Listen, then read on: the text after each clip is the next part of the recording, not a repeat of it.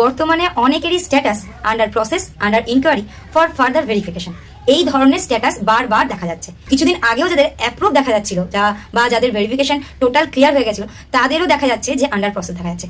এমনও আছে লিস্টে নাম আছে তাদের আন্ডার প্রসেস দেখা যাচ্ছে। আবার এমনও আছে গত দুবারের টাকা তারা পেয়েছেন বা একবারের টাকা তারা পেয়েছেন, তারপরেও তাদের ফর ফার্দার ভেরিফিকেশন দেখাচ্ছে। আবার এটাও দেখা যাচ্ছে যে কেউ হয়তো পঞ্চায়েত এলাকার বাসিন্দা, কিন্তু দেখা যাচ্ছে তার স্ট্যাটাসে 3টে রুমের ইস্যুর কারণে তার ফর্মটা রিজেক্ট হয়েছে। আমি অনেকেরই স্ট্যাটাস চেক করেছি, অনেকের স্ট্যাটাস চেক করতে গিয়ে এই ধরনের জিনিসগুলো উঠে আসছে। আর এই নিয়ে প্রচুর আবেদনকারী আমাকে কমেন্ট করছেন যে আমরা কি করতে পারি এরপরে। তো এই ধরনের সমস্যার সমাধানের জন্য আপনাদের কি করণীয় সেটা নিয়ে আজকে আমার ভিডিওটাতে গুরুত্বপূর্ণ ভিডিওটাকে স্কিপ না করে সকলে দেখার অনুরোধ রইল, আর ভিডিওটা সকলের মধ্যে শেয়ার করার অনুরোধ রইল।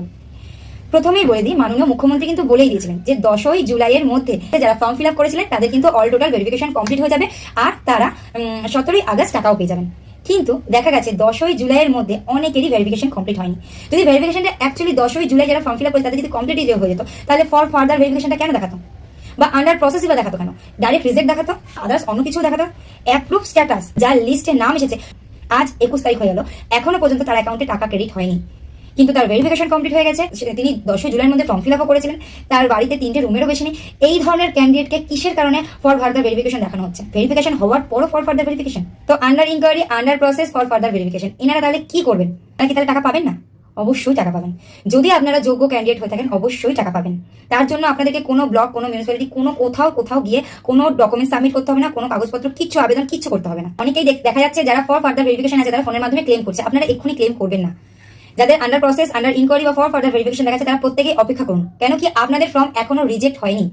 আপনারা যদি এর জন্য কোনো রকম ভাবে ক্লেম করতে যান, সেখানে অনেক রকম প্রসেস আছে, সেই প্রসেসের মধ্যে দিয়ে আপনাকে ক্লেম করতে হবে। তো সেখানে একটা প্রসেস যদি ভুল হয়ে যায় আপনাদের ক্লেমটাও কিন্তু ক্যান্সেল হয়ে যাবে। যেমন আপনাদের মধ্যে অনেকেই আছে যারা দেখা যাচ্ছে যে 3টে রুমের ইস্যুর কারণে তাদের ফর্মটা রিজেক্ট হয়েছে, অথচ দেখা যাচ্ছে তাদের 3টে রুমই। তাহলে সেক্ষেত্রে কি আপনি আপনার বাড়ির রুমগুলোর ছবি ওখানে দেবেন, নাকি আপনার কোনো আইডি ডকুমেন্টস দেবেন? বুঝতে পারবেন না।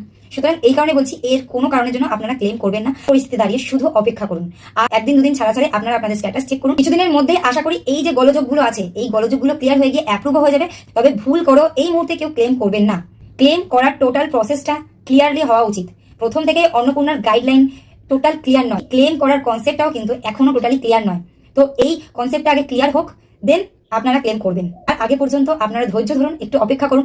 আশা করি কিছু দিনের মধ্যেই যারা আন্ডার প্রসেস, আন্ডার ইনকোয়ারি বা ফর ফার্দার ভেরিফিকেশন আছে তাদের অল টোটাল প্রসেস কমপ্লিটও হয়ে যাবে, তাদের টাকাও ক্রেডিট হয়ে যাবে।